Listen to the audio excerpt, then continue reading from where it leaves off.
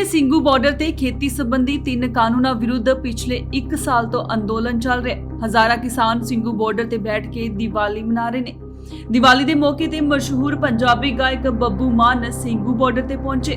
ਬੱਬੂ ਮਾਨ ਨੇ ਸਿੰਘੂ ਬਾਰਡਰ ਤੇ ਕਿਸਾਨਾਂ ਦੇ ਨਾਲ ਬੈਠ ਕੇ ਦੀਵਾਲੀ ਮਨਾਉਣ ਦਾ ਫੈਸਲਾ ਕੀਤਾ ਸੀ। ਇਸ ਬਾਰੇ ਉਹਨਾਂ ਨੇ ਸੋਸ਼ਲ ਮੀਡੀਆ ਤੇ ਜਾਣਕਾਰੀ ਵੀ ਸਾਂਝੀ ਕੀਤੀ ਸੀ। इस दौरान बब्बू मान संयुक्त किसान मोर्चा दे स्टेज ते बैठे नजर आए। इस तो बाद बब्बू मान ने किसानां दे डेरियां विच जाके उन्हां दे नाल मुलाकात भी कीती।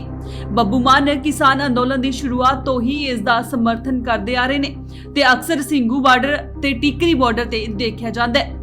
बब्बू मान इकल्ला अजिहा गायक नहीं है जो खेतीबाड़ी दे 3 कानूनां विरुद्ध चल रहे इस अंदोलन दा समर्थन कर रहा है। पंजाब दे बहुते गायकां ने ना सिर्फ किसान अंदोलन दा समर्थन कीता है सगों अंदोलन लई कई गीत भी गाए ने। इन्ना ही नहीं दलजीत वर्गे वड्डे स्टार एक्टर ने भी किसान अंदोलन नूं आर्थिक मदद दित्ती है। दस दे कि किसानां दा अंदोलन जल्दी ही अहम मोड़ ते पहुंच सकदा है। लखीमपुर कांड तो बाद किसान अंदोलन दी अगवाई कर रहे आगुआं ते दबाव काफी वध गया।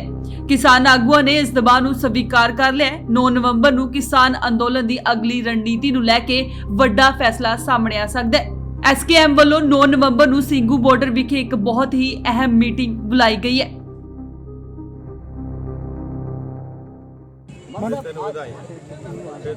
शुक्र है ये मुंडा आई भी कोटली बहुत ज्यादा जगह। मान साहब आज पूरा देश दिवाली मना रहा है, काली दिवाली मना रहे हैं, क्या कहना है?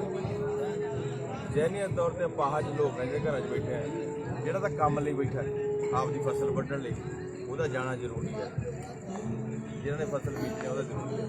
ਜਿਹੜੇ ਵਿਹਲੇ ਥੇਗੜੂ ਘਰ ਬੈਠੇ ਆ ਉਹ ਮੂਰਖ ਹੈ, ਉਹਨਾਂ ਨੂੰ ਆਉਣਾ ਚਾਹੀਦਾ।